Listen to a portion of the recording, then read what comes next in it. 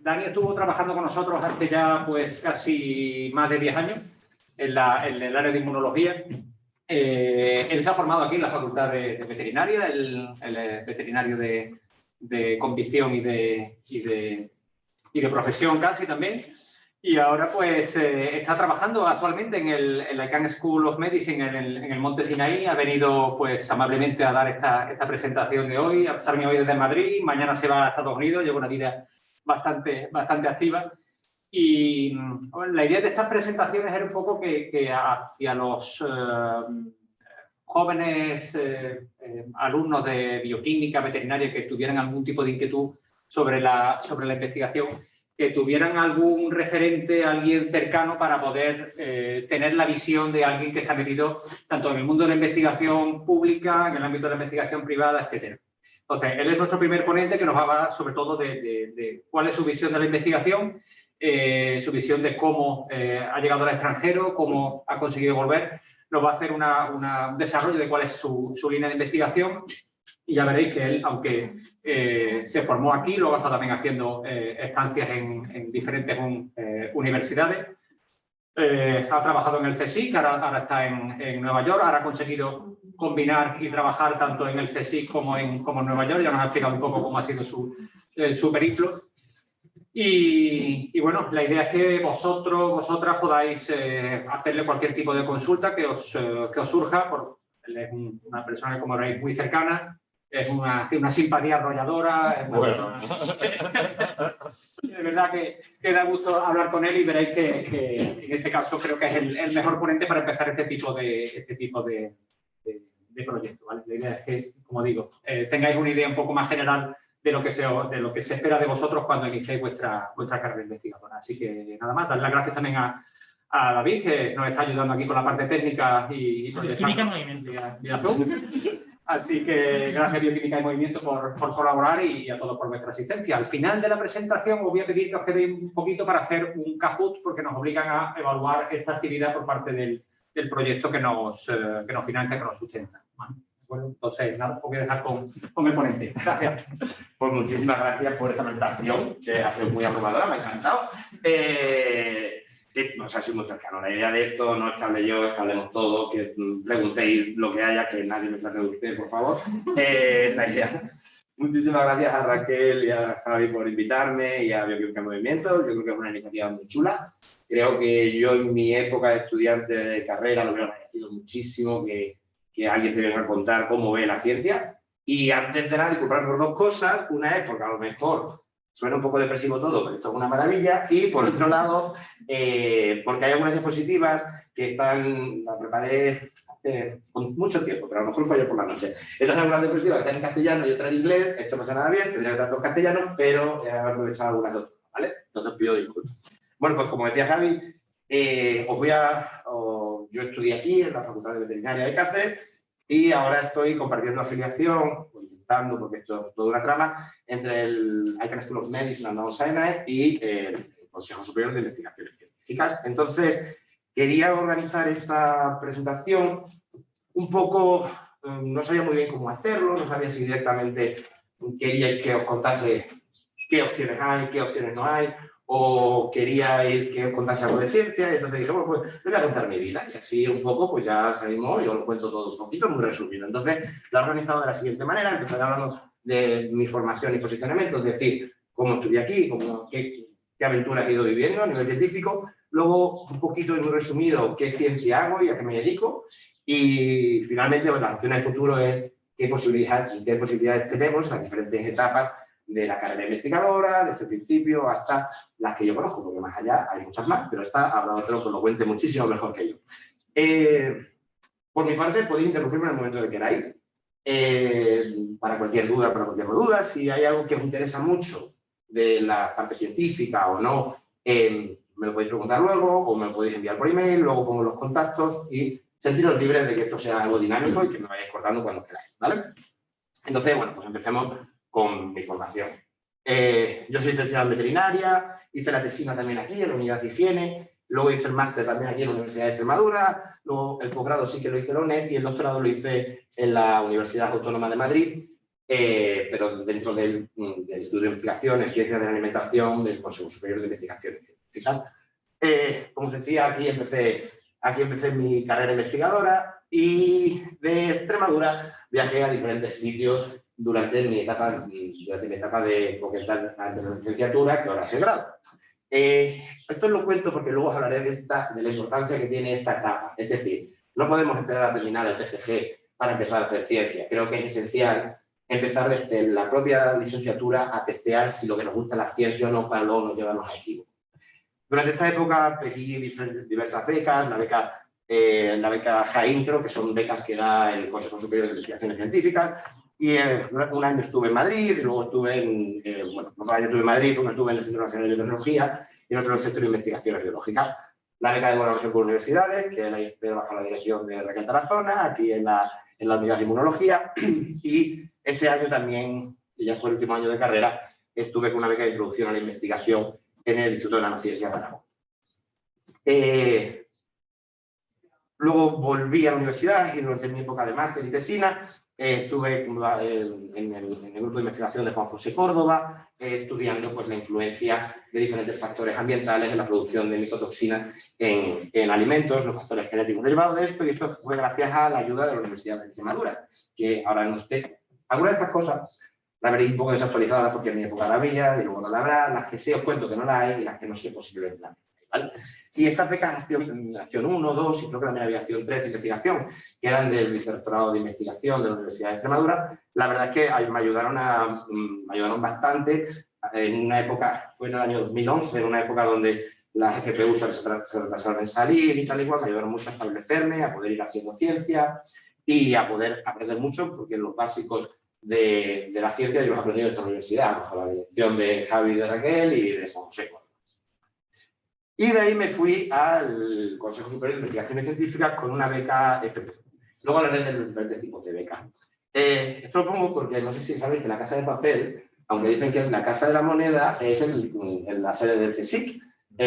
¿Sabéis esto? Pues sí, la sede del CSIC, lo que pasa es que siempre tapan el árbol de la ciencia que está ahí arriba, así que no os creáis que es la Casa de la Moneda de verdad, es el Consejo Superior de Investigaciones Científicas. De aquí, es muy importante durante la época de formación predoctoral también empezar a internacionalizarse. Por eso pongo los mapitas, porque de manera que estamos en Extremadura y nos nacionalizamos a diferentes regiones del territorio, es muy importante durante la época predoctoral hacer una estancia predoctoral que te permita ver cómo trabajamos, básicamente.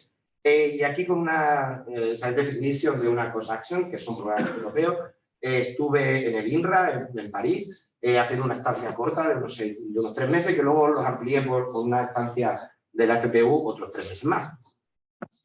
Y en esa última etapa del periodo predoctoral, pues participé activamente en una acción COS, que son acciones donde se pone gente trabajando en un área concreto, se propone un challenge, un reto sobre algo y los diferentes países comunitarios aportan a expertos para intentar buscar posibles soluciones a problemas existentes. En nuestro caso, esta acción COS se llama IMPARAS. Como veréis en mi labor investigadora, yo me dedico a investigar las alergias alimentarias. Y una de las dudas que tenía la Comisión Europea era los nuevos alimentos que incorporemos a la dieta, insectos, algas, pueden inducir una sensibilización alérgica y en vez de ayudar a nutrir, podemos estar causando un mayor número de alergias y de reacciones cruzadas. Esta es la pregunta y este posicionamiento en el COS, la verdad, me fue muy útil para internacionalizarme. Y me permitió mucho viajar mucho por Europa y conocer a mucha gente que a día de hoy aún siguen siendo mis colaboradores. Y la verdad que estas acciones, que yo no las conocía hasta que no tuve el consejo, están buscando constantemente a gente y están buscando gente de universidades, de manera que meterse en este tipo de acciones y involucrar a los estudiantes doctorales en ellas es muy bueno, porque además siempre va un líder que es un senior con un deputy que sería como el que apoya al líder, que suele ser un centro doctoral, y yo en este caso participé como deputy de unos modelos, de desarrollo de modelos in vitro para evaluar si estos alérgenos, o sea, estos nuevos alimentos podrían ser alérgenos o no. Y de ahí me fui a la Icahn School of Medicine a Nueva York con una beca postdoctoral Martín Escudero y con un aporte de financiación que daba el propio Montesinos. Ahora donde estoy es en este grupo, es el grupo de alergias alimentarias del Icahn School of Medicine. Hasta hace muy poco mi PI era Cecilia Bering, que es la verdad una pop en el área de las alergias alimentarias, y participamos activamente con el Instituto de Alergias Alimentarias YAFI, que la verdad nos subvenciona y nos ayuda mucho. Ella me tuvo contratado como instructor desde el año 2020 y recientemente, y ahora se va a la Universidad de Chicago, entonces hay una vacante en el grupo y me han ofrecido, bueno, me han promocionado a assistant professor, de manera que ahora estoy un poco colapsado y no sé muy bien, pues como cuando uno termina la carrera, que no sabe lo que hacer, pues así ando yo ahora, pero versión científica, ¿qué hago con mi vida? Pero bueno, y esto ha sido un poco mi trayectoria, ¿vale? Esto es lo que he hecho y para qué lo he hecho. Pues lo he hecho para hacer ciencia y lo que yo considero una ciencia útil. Mi ciencia empezó aquí, como os decía, en el Departamento de Higiene y Seguridad Alimentaria, donde hice mi tesina y mi trabajo de fin de máster. Y básicamente lo que hicimos es evaluar los diferentes factores externos que podían influir en los alimentos crudos curados para el desarrollo de diferentes aflatoxinas, y para ello estudiamos diferentes genes mediante el método de PCR. Esta metodología que aprendí aquí me ha servido hasta ahora. O sea, creo que aprendí mucho de PCR, mucho de diseño de protocolos experimentales, diseño de primers, que ahora los utilizo para hacer otras técnicas, RNA-seq, pero las bases están aquí. Con el tiempo seguí teniendo colaboraciones con el grupo de Juan José Córdoba, e incluso mi tesis ya veréis que va de péptidos alimentarios, y recientemente generamos un hidrolizado de whey protein de lactosuero, que vimos que podía tener propiedades antibacterianas, y establecimos una colaboración con ellos y acabamos de publicar este año un artículo sobre cómo estos péptidos de lactosuero son capaces de controlar la listeria monocitógena en quesos, que tienen mucho interés realmente porque al fin y al cabo estás utilizando un subproducto de quesería como el lactosuero en controlar algo que es un producto lácteo, de manera que no tienes que meter otros aditivos, y a mí me pareció una investigación muy aplicada. De manera que cuando vimos que podía tener esta actividad antibacteriana de los péptidos, me pareció muy adecuado contactar con ellos. Pero eso fue mi inicio. Lo que hice desde entonces se ha centrado en las alergias alimentarias.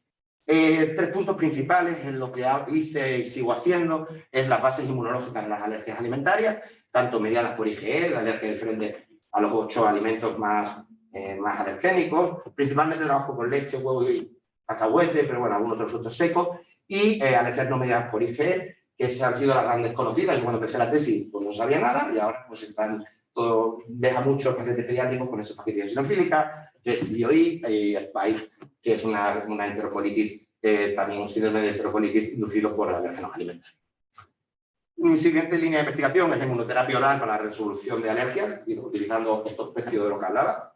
Y por último, que esto es de nueva incorporación, y es un poco lo que intento hacer allí en Estados Unidos, es el desarrollo de métodos diagnósticos basados en células T antígeno específicas, para que sean utilizados en diferentes patologías, principalmente las alergias, pero hemos desarrollado una tecnología bastante buena en COVID. Pues durante mi estancia en Estados Unidos profundicé mucho la base inmunológica de las alergias alimentarias, y básicamente hemos deducido y hemos publicado el papel esencial que tienen las células T antígeno específicas, es decir, células T específicas para ciertos epítopos de los alérgenos en la inducción de tolerancia. Básicamente lo que vemos que sucede, no voy a profundizar mucho, es que cuando se reconoce el alérgeno por parte de las células dendríticas, estas células antígeno específicas se activan, y la activación de estas células a través de la... No sé por qué no me funciona. Está aquí, vale. A través de la secreción de IL-2 induce una activación de células T reguladoras que no son antígeno específicas.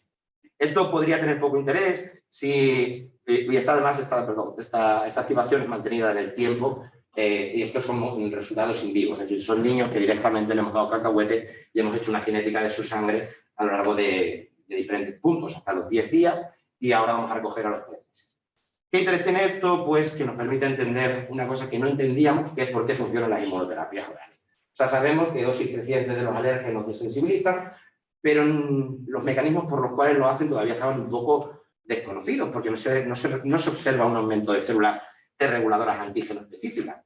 Y lo que nos hemos dado cuenta es que los malos, básicamente las células TH2 malas, son las que inducen factores que generan un ambiente regulador a través de las células T reguladoras y lo que hacen es poco a poco ir agotando a estas propias células. De manera que cuando damos una alergia una sola vez, pues tenemos un problema. Pero si vamos dando pequeñas dosis, vamos acumulando gran cantidad de estas células que finalmente va a hacer que estos polis malos terminen agotándose y en un estado que se llama alergia y por eso funciona bien. La verdad es que este artículo para mí ha sido una experiencia única, se ha hecho muy largo, han sido 5 años trabajando en él, pero al final vamos a posicionarlo en una buena revista y creo que puede ser influyente no solo en las alergias alimentarias, sino en otro tipo de alergias, así que estoy bastante contento. Como os decía, la segunda parte de mi investigación se basa en el desarrollo de ciertos protocolos de inmunoterapia que permitan la desensibilización a los alérgenos. Y esto empecé a hacerlo, esto fue mi tesis doctoral, y empecé a hacerlo en el CSIC, bajo la dirección de Elena Molina y de Rosina López Fandiño, y básicamente la estrategia era muy sencilla. El alérgeno completo de alergia, ya lo sabemos. Pero ¿qué pasa si lo partimos en cachitos? Es decir, si llevamos a cabo una hidrólisis enzimática. Al partirlos en cachitos, lo que vamos a evitar es que el alérgeno se una al entrecruce moléculas de IgE de los mastocitos, de manera que no pierde su alergenicidad. Y podemos considerar entonces que este hidrolizado, este fraccionamiento de las proteínas es hipoalergénico. Pero además nos dimos cuenta que los péptidos que quedaban ahí tenían unas ciertas actividades, y eran actividades inmunomodulantes. Eran capaces de inducir, en tanto modelos de ratón como en sangre periférica de humanos, respuestas tolerizantes y, de hecho, decidimos iniciar tratamientos en ratones sensibilizados a clara de huevo y observamos que, mediante la administración oral del hidrolizado, estos ratones dejaban de ser alérgicos.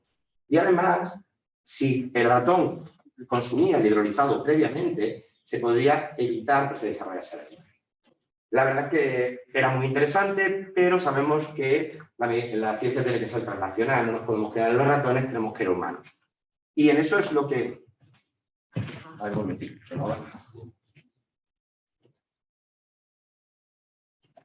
Y en eso es lo que estamos ahora. Estamos en un ensayo clínico con un proyecto de plan nacional que lo conseguimos en 2017, llevando a cabo una inmunoterapia en pacientes pediátricos, donde comparamos la inmunoterapia clásica, experimental todavía, porque no hay ningún tratamiento oficial para la alergia a ningún alimento, pero la más utilizada hasta ahora ha sido el alérgeno intacto, tal cual. Lo que pasa es que el problema que tiene la comunicación del alérgeno intacto es que hay muchos abandonos, porque en un punto de la inmunoterapia empiezan a reaccionar los niños y no pueden continuar. Y lo estamos comparando con nuestro hidrolizado. El hidrolizado sí que ya hemos visto que no produce reacciones anafilácticas, de manera que no hay abandono en el tratamiento.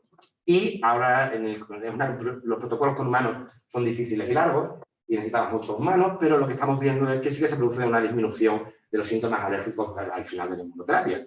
De manera que, bueno, esto que hemos evaluado en ratones, pues vamos a ver qué es lo que pasa finalmente en los niños. El proyecto tenía prevista su finalización en 2021, pero el COVID ha sido complejo y máximo en temas de alergias alimentarias, donde evitando el alimento podemos evitar reacciones, de manera que se ha priorizado en los hospitales otros ensayos clínicos antes que este tipo de ensayo. Hemos pedido una ampliación del proyecto del Plan Nacional y hemos pedido otro nuevo proyecto del Plan Nacional, que todavía está en evaluación, donde pretendemos, por un lado, seguir evaluando este tratamiento con el hidrolizado, no solo cuando termina la inmunoterapia, sino cuánto tiempo se mantiene esa duración de la tolerancia, porque se ha visto mucho que con ciertas inmunoterapias a los 6 meses, si no se consume el alérgeno, los niños vuelven a ser alérgicos, de manera que vamos a evaluar esto a largo término.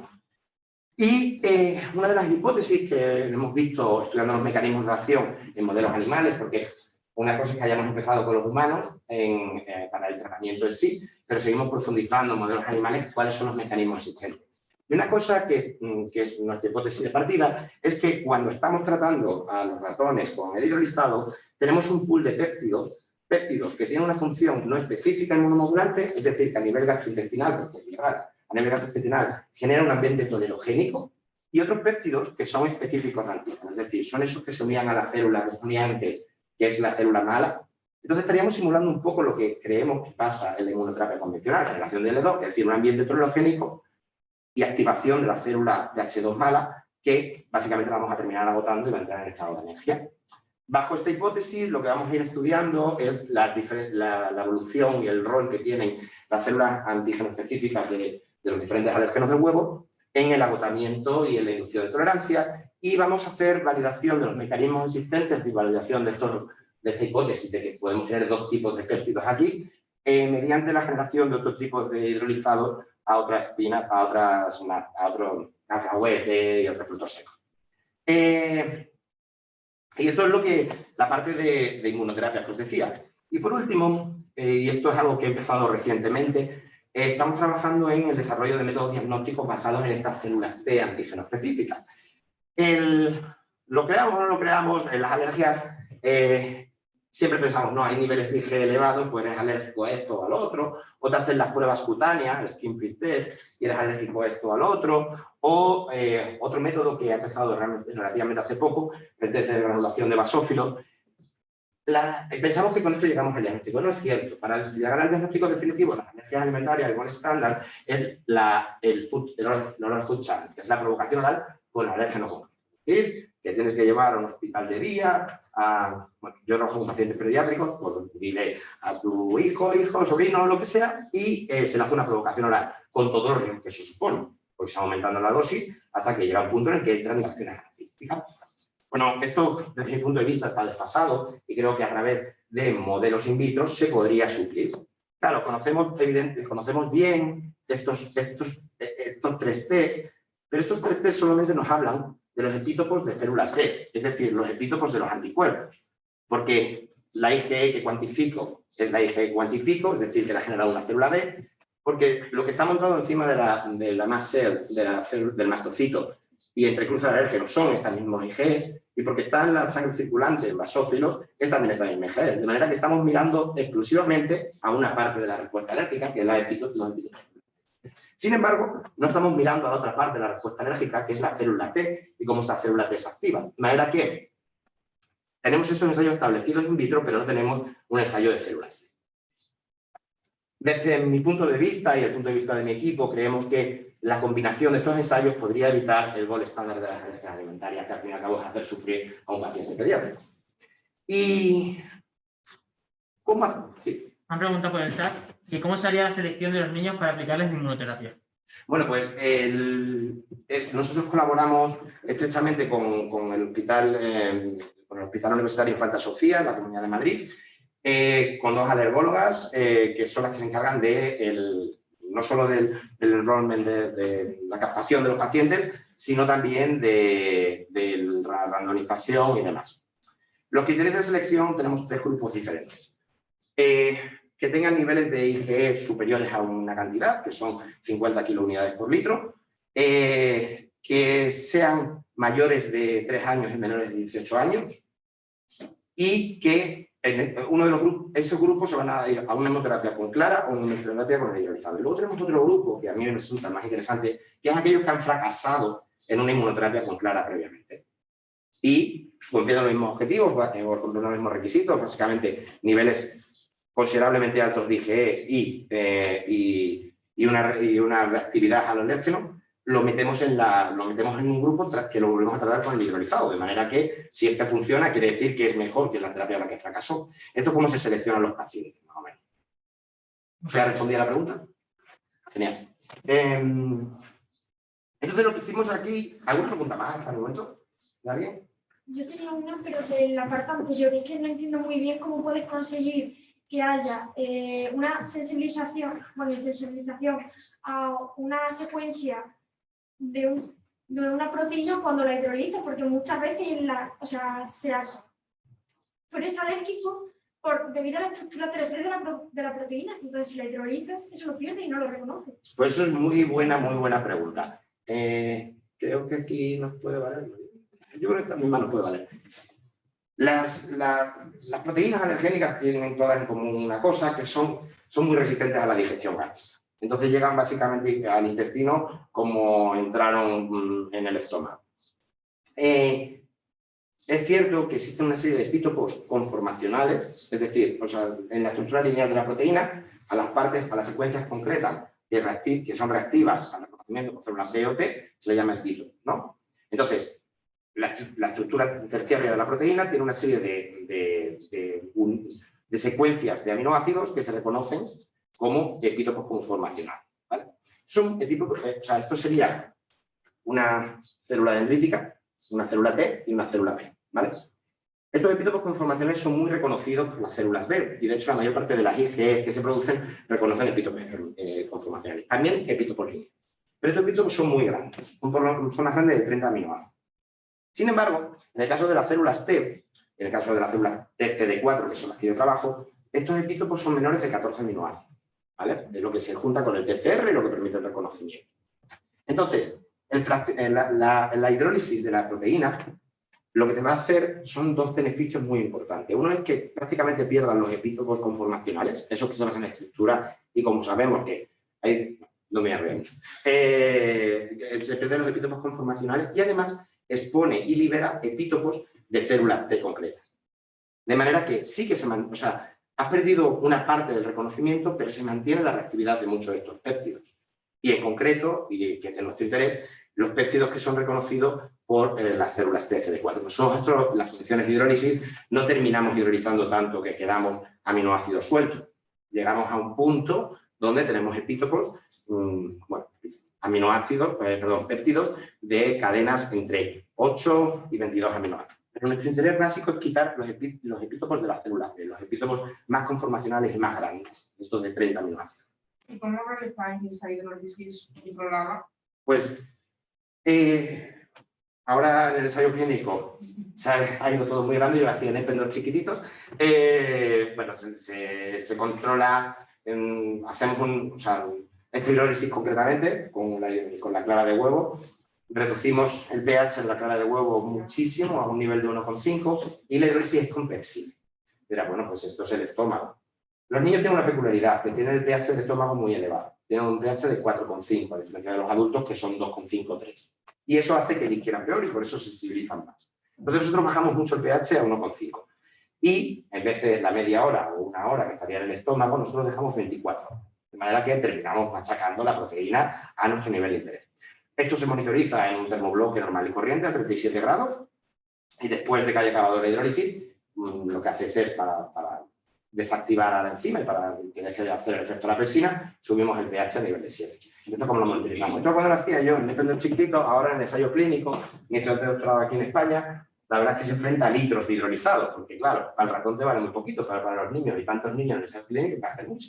Entonces lo que estamos haciendo en reactores, muy parecidos, bueno, son reactores de la industria alimentaria, donde todo está monitorizado, pH, temperatura con una camisa. Entonces, bueno, pues empezamos con 30 litros de clara de huevo y en estos bioreactores es donde generamos el hidrolizado. Y luego, pues cada lote que se hace se verifica por HPLC, que el perfil peptídico sea el mismo, y cada ciertos lotes hacemos nosotros tenemos identificados todos los péptidos contenidos en el hidrolizado, de manera que hacemos una secuenciación por espectrometría de masas de los péptidos que tenemos dentro y que siguen estando ahí.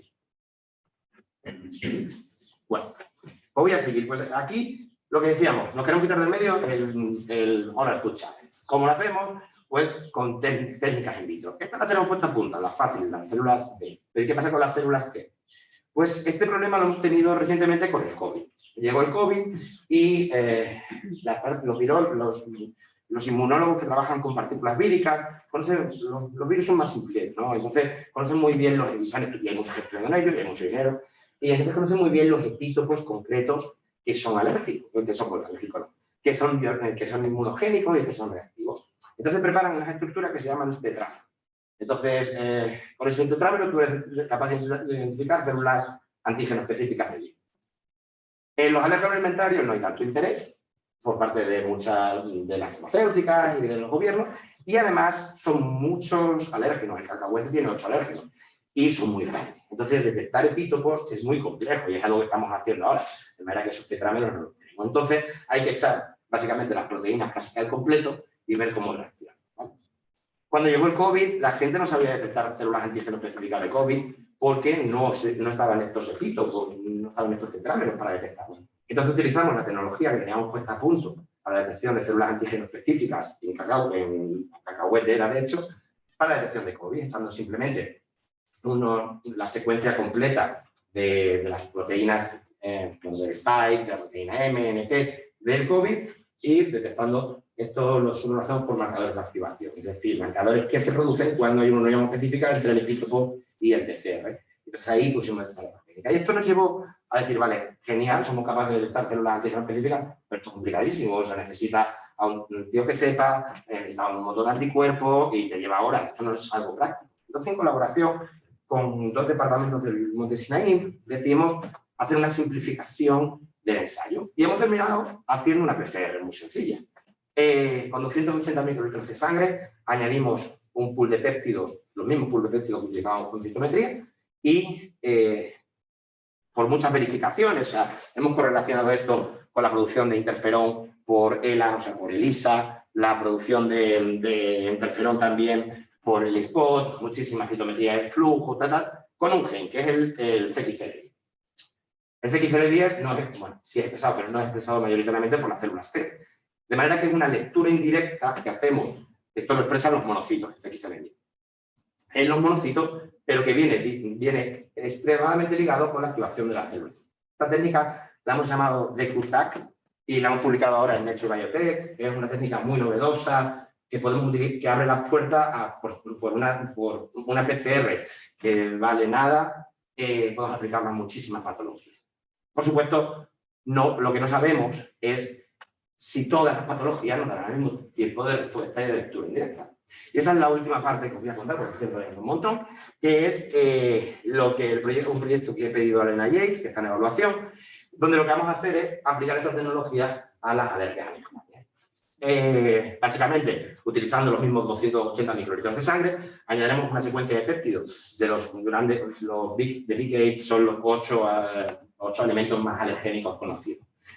Hemos hecho un alineamiento de péptidos para los alérgenos mayoritarios de estos 8 alimentos y añadiremos los péptidos y sobre esto evaluaremos por secuenciación, New Generation Sequencing, o sea, no es RNA-seq, pero más claro.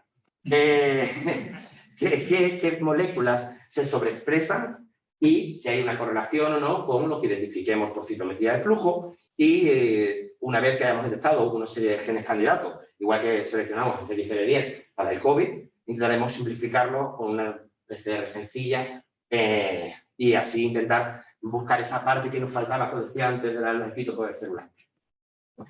Bueno, pues esta es mi investigación y ahora llega... Me enrollo muchísimo, ya lo siento, voy a hacer una edición. Bueno, y ahora llega la función del futuro, esto es para vosotros, aquí esto tiene que ser participativo, ¿vale?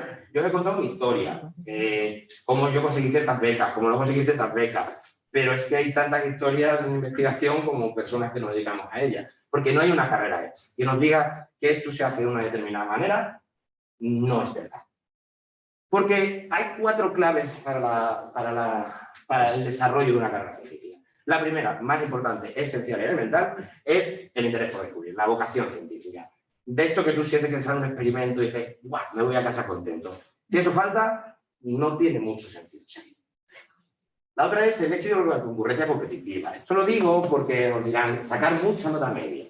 Bueno, todas las concurrencias competitivas son mucha nota media. También es tener una experiencia previa de investigación, empezar becas de iniciación en la investigación desde el grado, estar metido dentro de la investigación, de manera que la concurrencia competitiva sí es importante tener nota media de investigación, pero no es lo único que hay que hacer.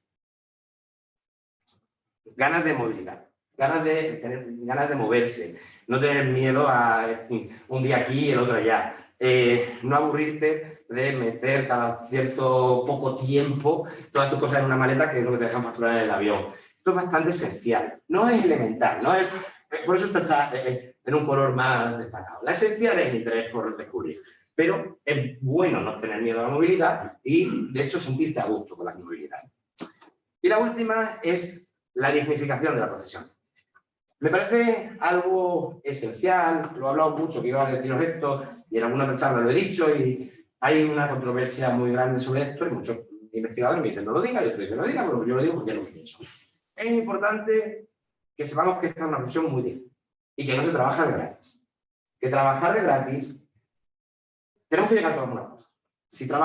Si todos no trabajamos de gratis, porque tenemos una licenciatura, o en este caso un grado, tenemos un máster, y no se lo pediríamos a otra persona de otro área que trabajase de gratis, no tiene por qué pedirse que trabajemos de gratis en ciencia.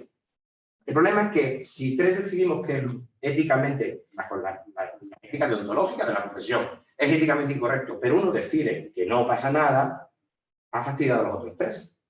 Entonces creo que es una cosa importante, que sepamos que lo que estamos haciendo es una profesión, una carrera de fondo, y que hay que pagarlo. Por supuesto, no, ya sabéis que con esto no vais a ganar millones, pero no, tampoco hay que trabajar.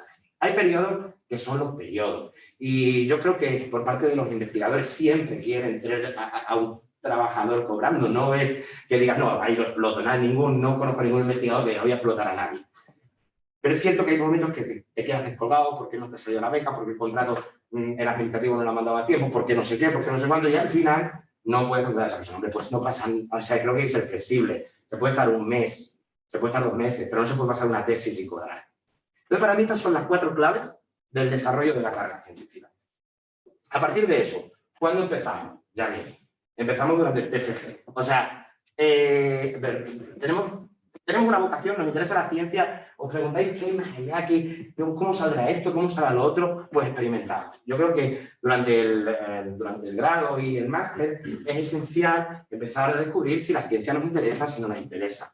¿Y qué acciones tenemos? ¿Cómo podemos hacerlo? Pues hay muchas. O sea, evidentemente creo que hay que confiarse en hacer un TFG experimental, un TFM experimental, no estudio bibliográfico, porque eso sí tiene esa motivación. Y tienes las sensaciones al final del día de que te has hecho un experimento y eres muy feliz, eso ya te motiva para lo siguiente. Pero también hacer prácticas extracurriculares, hacer las becas de colaboración con departamentos universitarios, como yo hice con Raquel y con Javi, las Erasmus prácticas, que creo que están bastante... Esta parte la voy a compartir todas, estas son mis ideas, probablemente os salen muchísimas más. Esta es la que yo buscaba. Por eso digo que para iniciarse en investigar, una buena cosa para investigar es las becas que hay, porque a veces estamos acostumbrados a mirar becas del ministerio, no sé qué, pero resulta que las propias comunidades autónomas ofrecen ciertas becas. Y nos cerramos en nuestra comunidad autónoma. Pero oye, que hay más. Entonces, creo que es un buen entrenamiento para la investigación, el investigar qué becas hay. Por ejemplo, el programa JAINTRO. El programa JAINTRO, en mi época, el programa JAI es del Consejo Superior de Investigaciones Científicas, de la Junta de Ampliación de Estudios, y en mi época solamente lo daba el CSIC central. Ahora, cada uno de los institutos de investigación del CSIC también dan JAI. Eso es algo novedoso, y de hecho el año que viene se aprueba que los propios grupos de investigación den JAI. De manera que no es lo que aparece en la propia página web del Consejo, sino en la página web de los centros concretos. Eso, hay muchísimos centros del CSIC, más de 130. Hay que ir a cada uno del centro y buscar. De manera que es una buena forma de empezar a investigar, investigando las becas que puedes financiar. A partir de ahí, ¿cómo accedemos al programa de doctorado? Pues nos habrán contado, el que te he contado, que solamente se puede hacer de 2 maneras, que son las becas FPU y las becas FPI. La beca FPU, de formación de profesorado universitario, y las becas FPI, que están asociadas a proyectos. Estas becas, por tenerlo en cuenta, esto no lo tengo muy actualizado, yo creo que esto es del 2020, la nota media, pero bueno, creo que la última convocatoria era la anterior, hubo 900 becas FPU y 1020 becas FPI. La nota media, bueno, la FPU sí es necesario tener, digamos, más de un 8,5, diría yo ahora, pero en el caso de la FPI es tener muchas ganas de trabajar y mucha motivación científica, de manera que no está perdido si no sacamos una nota media maravillosa. Ambas becas cuentan con salario, por muchos que os digan, en la beca FPI se puede incorporar en plan de docencia y se da docencia y cualquier experiencia en docencia, y ambas dos incluyen estancias pagadas en el extranjero. Y ya está, estas son las únicas opciones. No, hay más opciones. O sea, existen las propias becas predoctorales de las universidades. Existen los contratos laborales. Es verdad que depende de la institución, pero, por ejemplo, en el Consejo tenemos mucha interacción con empresas, y las empresas, nosotros tenemos 2 colaboraciones concretas con 2 empresas, donde una de ellas ha pagado un doctorado completo. Se puede conseguir un buen trabajador que no tenga beca y que no consiga un FPI porque no le ha dado proyecto al investigador hacer a través del contrato. Las propias comunidades autónomas, la Comunidad de Madrid, pero la Comunidad de Extremadura, la Comunidad de Extremadura también probablemente tenga la Junta de Extremadura. Madre mía. también tenga alguna beca, no lo sé, la verdad, si la tiene ahora o no la tiene, también entidades privadas, y no perdéis, no focalicéis en qué hay en España, sino que hay fuera de España. Es decir, existen muchas oportunidades predoctorales en otros países, y en cierto punto la movilidad y las ganas de moverse es esencial para continuar la carrera investigadora, de manera que, bueno, hay otros países donde también tienen sus propias concurrencias competitivas y de igual manera que aquí pueden concurrir extranjeros, vosotros podéis concurrir en otros países. ¿Qué después del doctorado? Pues aquí ya llega, aquí se empieza a explicar las cosas, ¿vale? Y luego os pondré una gráfica que explica el porqué.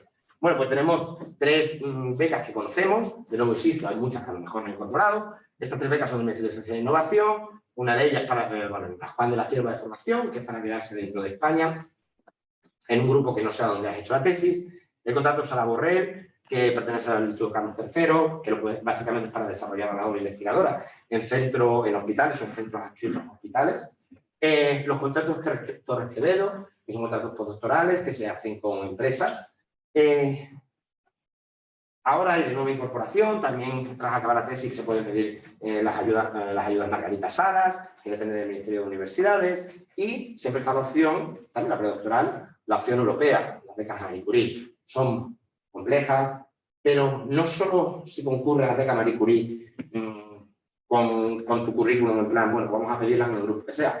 Hay ciertas Marie Curie que están asociadas a proyectos europeos, de manera que interesarse por qué proyectos europeos se han dado, dónde se han dado y contactar al investigador principal, o por lo menos estar pendiente si el investigador principal saca una oferta de Marie Curie, es muy importante porque eso te posiciona directamente con el grupo, no a través de una bolsa de repartición para la Marie Curie. ¿Hay otras opciones? Pues sí, hay para la etapa postdoctoral hay fundaciones privadas. Yo tuve la Martín Escudero, también la Ramón Areces, hay becas de la Caixa y finalmente también se puede hacer un contrato postdoctoral con un cargo a proyecto. Yo creo que, por ejemplo, en Estados Unidos lo mejor es escribir al PI y decir, oye, quiero hacer el postdoc contigo. Y si les apetece, pues te hacen un contrato y si no, pues no. De hecho, complica mucho el hecho de ir con una beca predoctoral o postdoctoral española, porque no llega al salario mínimo que hay que cobrar, de manera que te tienen que compensar y les es bastante complejo el hecho de compensarte sobre algo porque prefieren pagar. De manera que yo creo que, pese a que las opciones son limitadas, no sé cómo será en el resto de los países, pero en Estados Unidos lo mejor es contratar al investigador y hablar con él de qué se puede pedir. ¿Es necesario realizar una etapa postdoctoral en el extranjero? Pues no lo es. Es decir, dependiendo, de nuevo, la movilidad está siempre ahí, para ciertas cosas la necesitarás, para ciertas cosas no la necesitarás. Hay plazas que te piden un periodo de estancia en el extranjero, pero no suelen pedir de meses, es decir, no tiene que ser un periodo continuado de 24 meses en el extranjero, tú puedes irte moviendo durante una serie de años, una serie de meses, entonces no es esencial. Ahora, ¿recomiendas un etapa postdoctoral en el extranjero? Sí. A mí me gustó mucho, ha sido una experiencia muy buena para mí y por diversas razones. Primero porque vivir en un país nuevo, conocer costumbres diferentes, siempre es excitante, perfeccionar el inglés es algo necesario, aunque vivas donde vivas, y profesionalmente pues te hace situar la investigación en el global, ver cosas malas de la investigación que se hace en España y cosas buenísimas de la investigación que se hace en España. O sea, que os diga que en España, bueno, somos lo peor porque esto no va. Somos unos investigadores que por eso nos quieren tanto el resto del mundo. Creo que la limitación económica para muchos proyectos agudiza el ingenio. Y eso hace que la formación científica que adquirimos sea muy, muy útil para los investigadores extranjeros. Por ejemplo, yo lo veo con mi estudiante de doctorado en Estados Unidos. Tiene a su disposición muchos recursos, de manera que hago de todo y lo que me salga lo pongo. Cuando tienes a disposición menos recursos, vas enfocando poquito a poquito. Y eso no se pierde porque has aprendido a hacer ciencia así. De manera que cuando vas a un sitio donde hay muchos recursos, tu forma de pensar científicamente siempre es, no por gastar menos, sino porque es la lógica científica. Muestro esto sí, esto no, y me lleva por este camino. Esto sí, esto no, me lleva por este camino. Entonces, la verdad es que somos muy valorados como científicos en el extranjero. De manera que no es simplemente irse al extranjero para ver lo malos que somos, sino para ver lo bueno que somos también. Y aparte de descubrir técnicas punteras, que otras técnicas están desarrollando en el mundo y demás. ¿Y qué hay más allá qué hay después del doctorado, ¿no? Toda esta época del postdoc. Aquí hay una pérdida muy, muy grande entre el número de estudiantes. Esto es una gráfica del 2016. pero el número de estudiantes de doctorado que existe, ¿vale? Y el total de becas existentes. Es brutal, como podéis ver, fijaros la Ramón y Cajal, que encima disminuyeron, luego hablaremos de la situación actual de la Ramón y Cajal. Pero bueno, que disminuyeron mucho en el año 2012, de manera que no. Por eso el Viñón aquí está bastante loco, porque es que la época posdoctoral es compleja, tanto para irte como para volver. Porque para volver existen cada vez menos cosas. A ver, no existen menos cosas. Hasta hace poco las formas de volver eran un contrato con la firma de incorporación, que pedía 24 meses en el extranjero y vuelta a España. Y el Ramón y Cajal, que era pues una utopía, que alguien sabía que existía por ahí, pero poca gente lo conseguía. Este año han aumentado muchísimo los Ramones de Cajal, a costa de quitar todos los Juan de Basilio. De manera que han aumentado, no me acuerdo el número exacto, pero básicamente hemos perdido una beca de incorporación que era más fácil de conseguir y no tan competitiva como la Ramón y Cajal. Esto hace que la Ramón y Cajal devalúe su prestigio, porque estamos incorporando mucho más Ramones y Cajales, pero que además con el tiempo se termine reduciendo, porque se terminará reduciendo. Este año ha sido, con la próxima aprobación de la ley de la ciencia, vamos a hacer muchas, pero sí, con el próximo gobierno o el siguiente o el otro, o el de más allá, porque terminarán reduciendo el número de Ramones y Cajales. Al final del día tendremos unas becas para reincorporarnos. Otra forma de reincorporarse es el contrato Miguel Servet, que bueno, no tienes que haber estado en el extranjero, que puedes haber estado en el extranjero también, donde sería como la Sara Borrell anteriormente en la etapa postdoctoral, pues la reincorporación sería la Miguel Servet, que es principalmente para hospitales y centros asociados a hospitales. Ahora con las nuevas becas para reincorporarse exclusivamente a las universidades, están las ayudas María Zambrano, y existen dos acciones europeas, de nuevo la Marie Curie y las Starting Grants de la ERC, que son becas donde se valora el European Research Council evalúa la innovación, la necesidad existente de una idea, donde no es tanto el número de publicaciones, que esta etapa postdoctoral, por eso este niño está así de agobiado, porque es publicación, cuánto has publicado. Se valora mucho la idea, y la verdad es que los RC en España han tenido muy poquitos, pero los que tenemos son buenos, y han ido muy bien, y no solo por el Starting Grant, es para los más juniors, luego ¿cómo se llama? Que continúan. Sí, Consolidator. Pues el otro se continúa, casi todos los españoles que han tenido Starting Grants han continuado, es decir, lo hacemos bien. Pero esto es para mí la carrera investigadora. O sea, hay un punto de inflexión que es de me gusta, no me gusta, a darse cuenta de lo que viene, que es el PhD, que es complejo, que es agobiado, a decir, no voy a poder hacer nada. A establecerse como PI, que probablemente es una de las etapas más difíciles, porque lo que hay que hacer siendo PI es cambiar toda la anterior, intentar mejorar todas las etapas anteriores. Y bueno, los profesores de mérito, pues ya van a vivir la vida, ya se la han ganado y se lo merecen muchísimo, bastante. Pero la realidad, yo me encuentro ahí ahora mismo, estoy empezando casi a ser PI, pero todavía no he llegado. Ahora mismo todavía tengo los pelos así. Pero bueno, eso era la gracia, pero la realidad de la carrera investigadora es que es muy larga hasta llegar a la estabilización. Y de aquí yo no tengo ni idea, porque todavía no he llegado, pero lo que me han contado es que uno se puede estabilizar a través de una funcionariado, no CSIC Canos III, a través de la primera posición asequible de científico titular, investigador científico, profesor de investigación, te puedes estabilizar como profesor de universidad. Yo de la parte de universidad, como fijáis, no sé mucho, pero tenéis a gente que lo va a explicar mucho mejor que yo. Pero también existe otra forma de estabilizarse. Existe estabilizarse en el extranjero. Y si fijáis, las edades medias donde sucede cada una de estas cosas van cambiando. La estabilización en el extranjero ahora mismo está en el 30 y pico. En el 32-36 años. Existen dos tipos de tracks. La tenure track, que sería una posición exclusivamente científica, donde vas a dedicarte a escribir grants, y una research track, que sería asociado al desarrollo de tecnologías y a la incorporación de diferentes grupos en una sola idea y demás. Yo estoy en research track, de hecho, la posición que he conseguido ahora, y la otra opción es incorporarse en industria. Hay mucha gente que piensa, ¿a qué voy a hacer todo esto? Si es mejor terminar el grado y me meto en la industria y ya está, y crezco dentro de la industria. Una cosa que me dijo mi jefa de doctorado es, si lo haces cuando terminas el grado, también lo vas a poder hacer cuando vengas de postdoc. De hecho, te van a querer más. Es que vas a saber más. Entonces, si las posibilidades las tienes ahora, en ese momento también las tendrás. De manera que siempre tenemos la opción de volver a la industria. Que hay amplias opciones, farmacéutica, agroalimentaria, lo que queráis. Para mí la limitación de la industria es la limitación de la creatividad científica.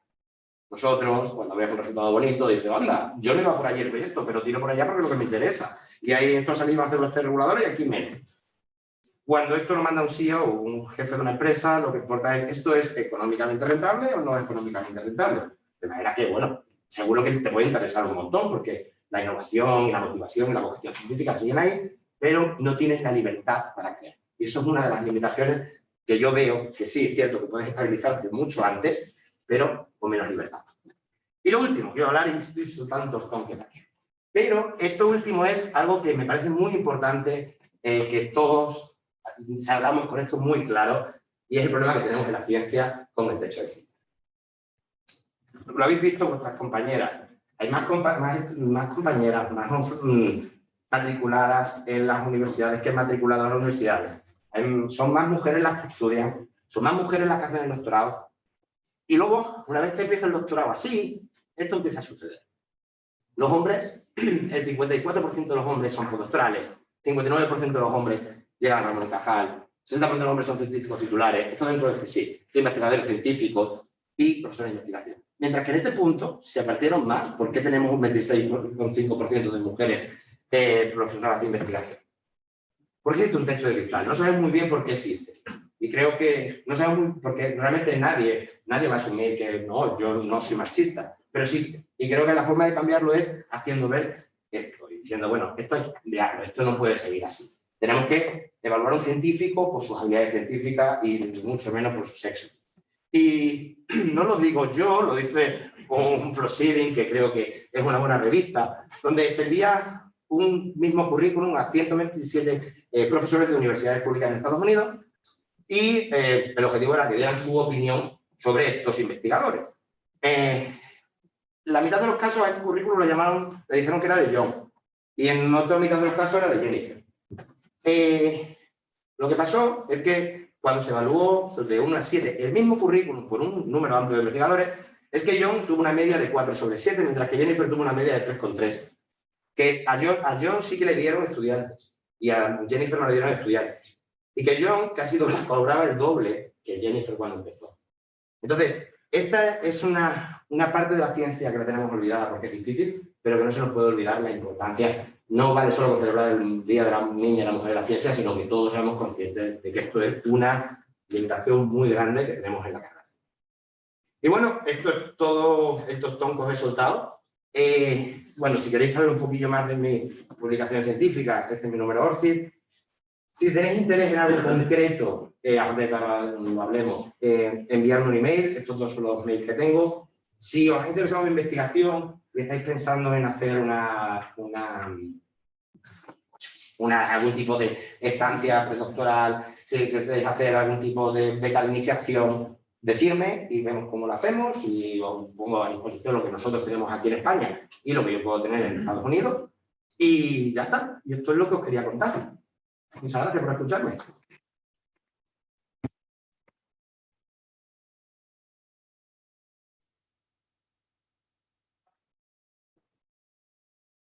¿Preguntas? Seguro tenéis muchísimas preguntas. Venga, ¿Cómo puedes empezar a moverte una vez terminada la carrera a empezar a buscar todo esto? Que me refiero, te tienes que poner en Google y a buscarte tú de esta forma y... Lo más importante es no, dos cosas. Lo más importante es no esperar a acabar la carrera. Es hacerlo antes de la carrera. He pensado que salió el año pasado. Bueno, me gusta esto de la investigación. Pues, ¿cuándo salen convocadas las becas FPO? ¿En qué mes del año? Salen ahora en junio o mayo. ¿Cuándo salen? Ver un poco antes de acabar la carrera qué hay. Y de hecho, antes de acabar la carrera, empezar esa etapa de becas de introducción a la investigación, de colaboración de departamentos universitarios, ir metiéndose un poco en el mundo de la investigación. Google está ahí, en otros compañeros para todo, también para escribir artículos, tú usas Google. Y también rodearte de gente a la que le puedas preguntar. Por este tipo de, me parece tan útil y tan importante este tipo de sesiones donde nos ponemos en común, pero si hay investigadores y profesores en la universidad, les podéis preguntar y van a estar encantados de aconsejar. Dime. Yo mi pregunta iba relacionada con la beca Intro, porque has comentado que tú sí que tuviste una de ellas y me gustaría saber cómo te dices para coger un grupo de investigación en otro y Pues ¿Y cómo eso... fue esa fase? Esa fase es, ¡buah! Esa fase es muy interesante, además. Eso es por lo que terminó la energía libertaria. O sea, al principio fue... Mi primera high intro, ahora lo conoce todo el mundo, en aquella época no, fue con Luis Juárez, en el CNP. Porque claro, lo de los coronavirus tampoco en la época... Bueno, había habido el SARS, el MERS, pero es verdad que no era el COVID. Y básicamente yo lo que sabía durante la carrera veterinaria es que no me iba a ir a una clínica, ni tampoco el campo, mi campo me hubiera gustado mucho más. Lo que sabía es que me gustaba mucho el laboratorio. Entonces decidí probar las diferentes áreas que podían haber en el conocimiento. Bueno, científico que a mí me gustaba. Biología, en la primera high intro. Parasitología, estuve trabajando con Leishmania en humanos, con Luis Rivas en el CIB en la segunda high intro. Nanociencia, en el Instituto de Nanociencia de Aragón, e inmunología, con Raquel y Javi. Y luego dije, bueno, también habrá que probar los alimentos. Por eso estuve en higiene y tecnología de los alimentos. Y me di cuenta que lo que más me gustaba eran los alimentos y la inmunología. ¿Cómo combinas eso? Buscar la energía alimentaria. Eso es lo que hice. Pero eso depende de un poco de ti. Prueba, o sea, la gente que probaría. Si yo voy a probar, o sea, a ver, bueno, yo estoy interesada en pedir una high intro y como todavía no han salido y miro todos los días y siguen sin salir y así me encuentro, pues yo lo que hice fue mirar qué salió el año pasado, qué investigadores había, qué me llamaba la atención. Pero claro, si el año pasado salieron 250, este año se esperan 300.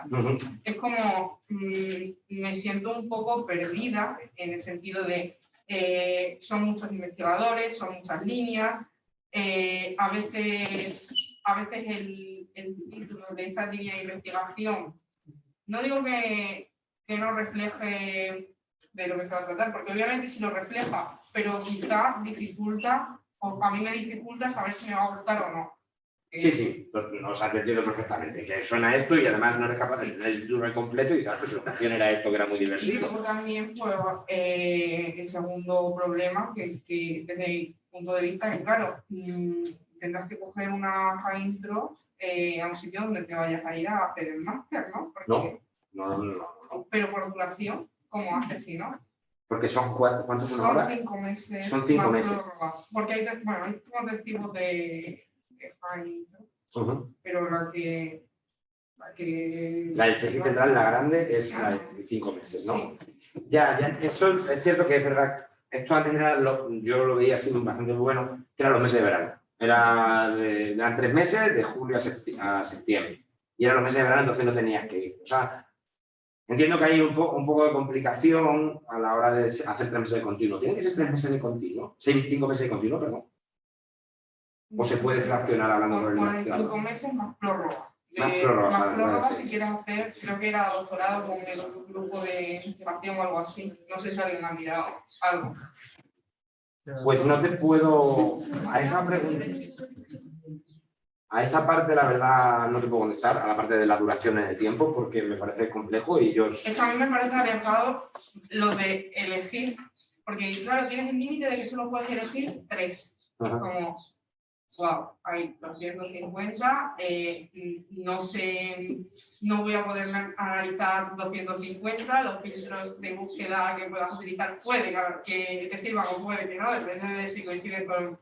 No sé si me explico. Sí, te entiendo. O sea, lo de la duración yo no lo sé decir. Ahora, los criterios de búsqueda, si hay criterios de búsqueda, el área del conocimiento en el que estás interesada, ¿qué interés es tuyo, por ejemplo? Yo estoy estudiando en inmunología y me gusta, y estuve en genética y me gusta. Entonces, si el área lo tiene un poco más claro, lo mejor que puedes hacer... Busque por áreas. Búsqueda por áreas y sobre todo preguntar a la gente que viene. No, sí. Eso es lo más útil para todos en general. O sea, quiero decir... Entonces, pues ya no puedo ir sobre fijo porque... Vale, hay que tener un poco de paciencia y preguntar. Y ojo, es que nunca sabes dónde te vas, a qué grupo te vas a ir. Porque a lo mejor la línea de investigación te parece algo maravilloso, pero el entorno no te gusta su verdad. Hay veces que hay que simplemente empezar a meter cabeza, empezar a conocer el mundo. Pues eso, o Google, o preguntar a la gente. O sea, creo que todos estamos súper contentos de poder ayudar y dar nuestra opinión sobre un tema. O sea, claro, evidentemente nadie se va a poder sentar contigo al lado a seleccionar la método, pero una vez que seleccionas 3 áreas que te parecen medianamente interesantes, pues pregunta, manda un mail. y a lo mejor te podemos echar una mano. Sí. Bueno, enhorabuena por la presentación. Yo creo que has tocado todos los palos que a mí me hubiese gustado presentar y yo creo que lo has hecho ideal. Una pregunta del $1.000.000 es, gente que está empezando o que va a empezar en investigación, tú que ahora estás en una posición de seleccionar un equipo, ¿qué cualidades son las que valoras tú ahora mismo para incorporar a una persona en tu trabajo, que va a estar contigo más tiempo que posiblemente con su pareja? Sí. ¿Qué cualidades son las que tendría que tener una persona para poder ser seleccionada por ti? La verdad que... ¡Qué buena pregunta! Creo que puede ser político, siendo sincero, completamente. Es que sea trabajador, que sea una persona trabajadora y que que lo viva, como lo digo yo. O sea, que el hecho de que un experimento salga o no salga, no quiero decir que nos pongamos los dos a llorar, ¿sabes? Pero que sí que tenga un sentimiento de éxito o fracaso momentáneo, que esté involucrado en la investigación. Eso me parece muy importante. Las características, evidentemente, serán diferentes en función de la posición que vaya a haber en el laboratorio. Con un estudiante de doctorado lo que le pido es pasión y un poquito de maña para hacer experimentos. Es verdad que sin maña a veces no se puede hacer la cosa, pero pasión y un poquito de maña. Con eso seguro que sale para adelante. A la parte más técnica o la parte más tecnológica, sí que a lo mejor te pido seriedad haciendo el experimento. Todo esto, claro, es muy fácil cuando ya has visto a la gente trabajar. Es muy difícil media hora en una entrevista. Por eso creo que siempre los periodos de prueba son muy útiles y lo que nunca le pediré es que eche muchísimas horas, ¿sabes? Eso sí que me parece algo muy importante, que nos han obsesionado con 20 horas de trabajo, es súper importante. No si nos te están cundiendo, echas 5 bien hechas, pero no eches 20, porque si no es que yo trabajo 20 horas. Pues qué mal por ti. Intenta echar 5. Hay días que hay que echar 20. Y hay días que matas ratones y estás 48 horas sin dormir. Eso pasó a mí una vez. Pero no quiero alguien que diga, bueno, trabajo mucho porque trabajo, sino gente que tenga pasión, vocación y que tenga un poquito de maña. Es lo que le pido. Para seleccionar a un estudiante de doctorado, lo que quiero ver es eso. Y evidentemente, si tiene una nota media buena, pues va a ser más fácil conseguir algo. Pero no significa que porque tenga una nota media más baja, no va a ser. Caso concreto. Tenía un estudiante de fin de máster el año pasado aquí en Madrid, que me encantaba, tiene un 7,15, que no podía ser, porque claro, con esto no vamos a la FPU, la FPI todavía no tenemos en el proyecto, y ahora, bueno, ha habido la verdad, trabajaba muy bien, con mucha pasión, y estaba muy frustrada por el tema nota, y no olvídate, pues la hemos contratado ahora, y ya está contratada con una empresa haciendo el doctorado. Pasión, creo que lo más pediría es pasión. ¿Y tú? Ya con curiosidad que estoy aprendiendo, mira, de los niños que estoy yo ahí juntos. No, es verdad que al final es una cuestión de pasión y luego es verdad que bueno, la persona que entre a la carrera investigadora, como la que es a Rebeca, por ejemplo, que compartimos amigos y gente que ha trabajado conmigo en mi caso, es verdad que bueno, que hay que exigir a la persona una pasión, una continuidad y bueno, cierto grado de implicación. Al final, eso, dedica mucho tiempo de tu trabajo a dedicárselo a una persona. Y creo que es y luego duele mucho. la herramienta. Luego es verdad que hay otras cualidades, es decir, las habilidades comunicativas, es decir, hay gente que para hacer investigación es muy buena haciendo investigación y tiene pocas habilidades comunicativas o tiene problemas de comunicación. El trabajo en equipo, obviamente, como cuando trabaja en un grupo, es necesario que se organice con el resto de la gente para poder trabajar, eso es algo innegable. Y habilidad para los idiomas, es decir, al final es un trabajo pues, multidisciplinar, necesita ser bueno en muchas cosas. Entonces, pero bueno, como tú dices, es complicado encontrarlo en los primeros, una entrevista de minutos no te da para conocer a la persona, se conoce con el tiempo. Me voy a apuntar todo lo que has dicho para contestar yo la próxima vez. Sí, me ha encantado. Exactamente. Trabajo en equipo. No, pero es verdad, la gente, muchas veces la idea que se tiene de un científico es, pues eso, que está ahí encerrado, que no tiene habilidades comunicativas, hay de todo. La clase, cuando está en clase, pues hay de todo. Yo creo que soy un charlatán y soy así, no puedo hacer nada. Y tampoco es nada más la ciencia, pero hay gente que es más callada o menos callada. Habilidades comunicativas son esenciales. Porque al fin y al cabo todo esto es venta. Venta de tu hipótesis, tus resultados y tu idea a alguien. Y quiero decir, no ventas monetarias, sino que alguien se crea tu idea, que la potencie, que se pueda llegar a más. Entonces las habilidades comunicativas me parecen algo esencial. Y los idiomas, 100%. O sea, cuantas veces empecemos a movernos, cuando empecemos a hablar idiomas, si se puede dos, mejor que uno. Eso. Pero bueno, yo creo que las generaciones que vienen hablan bastante bien diversos idiomas. Eso está, la verdad, yo lo... muy contento. En cuanto a lo de la beca de práctica, ¿conoce alguna parte de la que concede la UF, creo que es la del programa? ¿Sabes si hay alguna cosa? Lamento, me lo busco, o sea, me lo puedo buscar y decírtelo, pero no lo sé. La verdad, no sé si vosotros sabéis algo más de la práctica, yo no sé mucho, en mi época no había la. Entonces sé que existe y tal, pero habrá un sitio donde podráis preguntar, ¿no? Que gestionen becas o... No lo sé, no lo sé. No sé si se hace solo a través de... Yo, por ejemplo, Erasmus Práctica sí que recibo bastante. Ahora, por ejemplo, viene una chica de Turquía de Erasmus Práctica al laboratorio de aquí de España. Entonces sí que recibo y sé cómo van cuando lo reciben, pero no cómo se manda gente afuera. Lo siento. El Erasmus Práctico es una buena herramienta. Así incorporamos a Federico, no es que al final terminó haciendo la tesis con nosotros, que se vino para 2 meses, luego fueron 4 y al final estuvo en Extremadura 4 años. Una buena manera de incorporarte a un grupo de investigación así. Luego está el programa propio de la universidad, que se supone que también va a salir este año. Que es como un Erasmus Práctica, pero... Se le da ciertas ayudas para gente que no está con él. Y, por ejemplo, en ese caso, o sea, vino antes de realizar el máster, porque Erasmus Práctica hay para grado y para máster también. Sí, en el caso esta chica vino cuando estaba el máster terminándolo en Italia. Volvió, defendió el trabajo sin máster y conseguimos finalizarlo con un contrato y ya se quedó en el mundo. Pero es una buena vía la de las prácticas para poder ir metiendo cabeza. Sí, para hacerlo en el extranjero y demás, la verdad es que me parece muy chulo. Cuando nosotros recibimos a gente, me parece muy bueno. ¿No da para vivir? No, claro, no da. Tienen que poner ellos o tienen que complementarlo. En este caso, es un extraño y digo,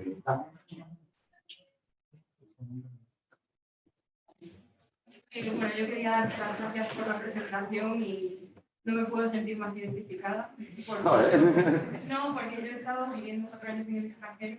Me habría encantado que en el 2017, cuando estábamos por carrera, alguien me hubiese dicho todo lo que has dicho tú. Porque sí que te das cuenta cuando estás fuera de que al final la nota media no lo es todo. O sea, yo hice mi máster en Suecia, que yo quería hacer algo en el extranjero y directamente pedí hacer el máster en la universidad allí. Echadles un vistazo a los países nórdicos si os interesa, porque allí estudiaré gratis y lo único, bueno, podéis tener distintas becas en España para que os financien alojamiento y eso, pero no es tan caro como os imagináis.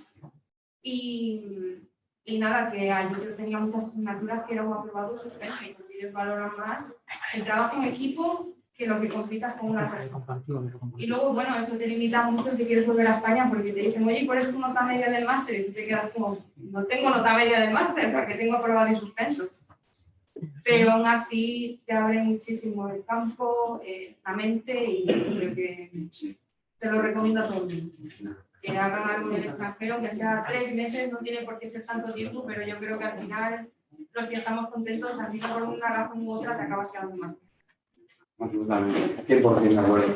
Es verdad, cada vez con o sea, los países nórdicos y las ofertas que tienen son bárbaras, ¿eh? O sea, cada vez conozco más gente que han así que lo estaban pasando en ese momento de postdoc despeinado aquí mal y han conseguido posición en diversos sitios de los países nórdicos. La verdad, han potenciado mucho. Última pregunta. Pues no hay ninguna. Bueno, pues nada, nada más. Quiero dar las gracias a Larry. Se merece otro aplauso porque yo creo que lo ha hecho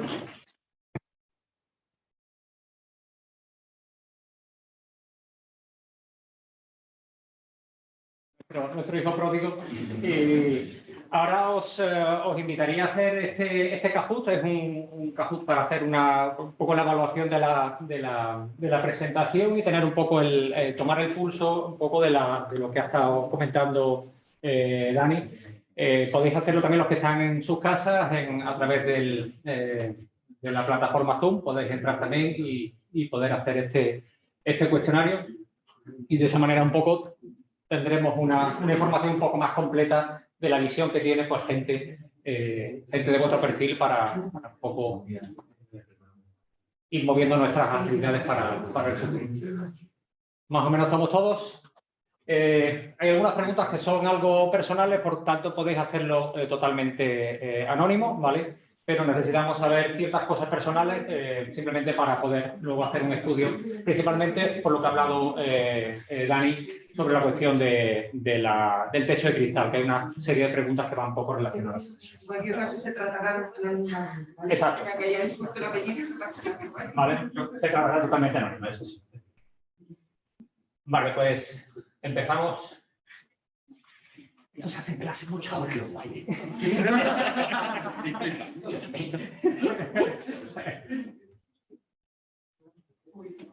Vale, ¿cuál es vuestro perfil? Estudiante, personal docente investigador, personal científico investigador, personal de administración y servicios.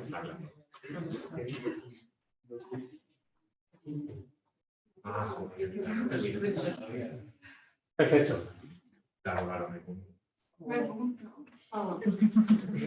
Vuestros estudios, estudiantes de bioquímica, de veterinaria, en otro grado, estudiante de doctorado, profesor, personal técnico, etc.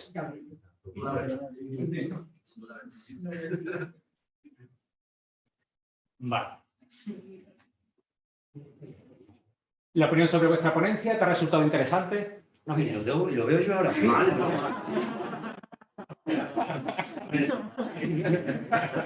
Bueno, creo que ha sido un éxito total. ¿Crees que la ponencia ha sido útil para conocer las competencias necesarias para desarrollar una carrera investigadora? Sí, me ha sido útil, no me ha resultado útil, poco, me ha resultado poco útil o no sabe, no contesta. Vale, sobresaliente. ¿Qué competencias destacarías del curso? Me voy a salir, en un sentido. Capacidad de adaptación a nuevas situaciones, iniciativa, espíritu emprendedor, creatividad, trabajo en equipo.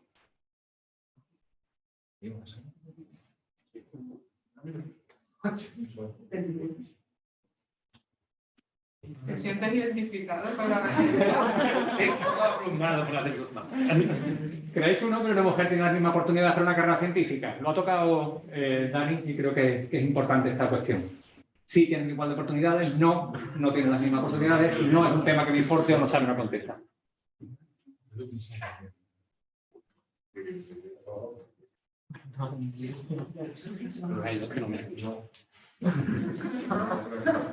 ¿Creéis que hay personas con discapacidad que tienen igualdad de oportunidades para una carrera científica? Sí, no. De hecho, uno de los requisitos de la Jaintro es que no tenga discapacidad. ¿Ah, sí? ¿En serio? Leí eso y te juro que lo pone.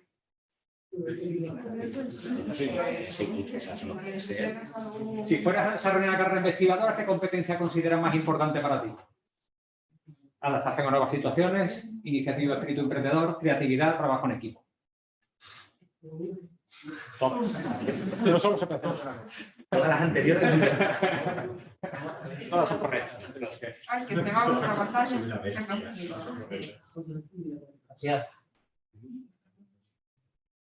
Estamos terminando. ¿Qué competencias crees que necesitarías mejorar vosotros en vuestro caso? Como estudiante, comunicación interpersonal, gestión de tiempo, trabajo en equipo, saber trabajar bajo presión.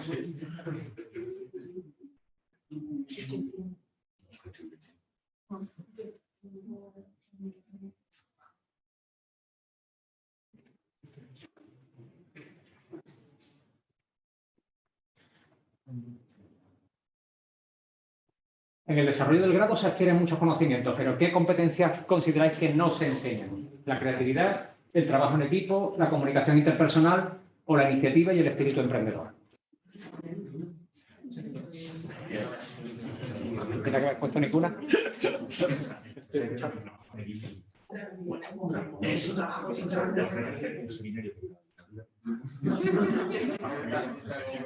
Sí, un seminario en el que hace mucho ¿Cuál es tu género? ¿Masculino, femenino? Prefiero no contestar. ¿Trans?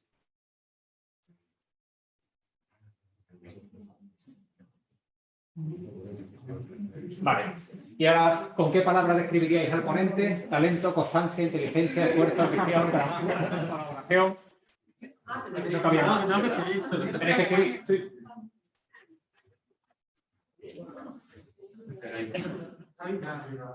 Sí.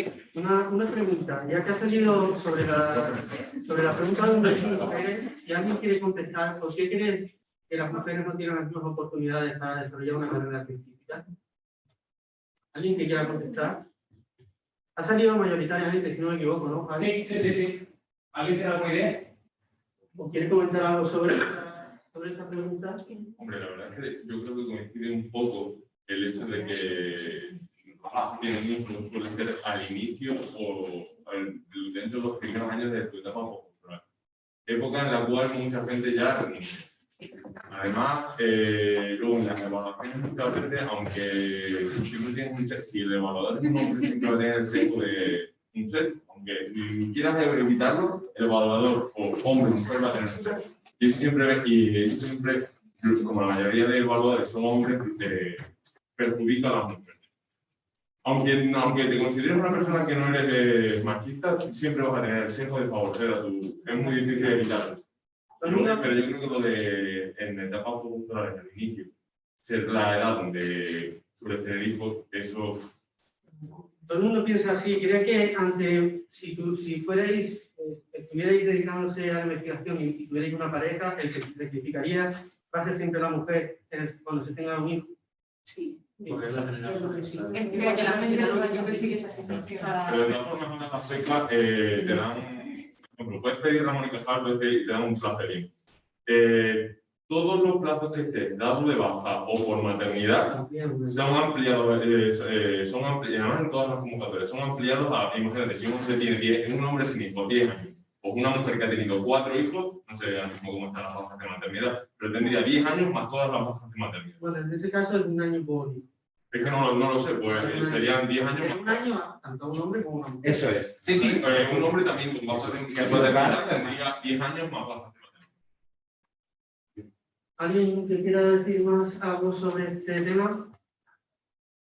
Y otra cuestión, en el caso de la discapacidad, en general, yo no voy a decir que todas, pero sí la mayoría de las ayudas tienen una reserva específica para la gente con discapacidad, para que no compitan con los... Sí y no. En las oposiciones, no voy a meter con las oposiciones porque es algo... se salen esas plazas, pero luego no... Bueno, no me refería a eso, sino me refería a Juan de la Tierra, a Cajal, que hay un apartado para esa gente, ¿vale? Que no van a competir con todo el mundo, ¿vale?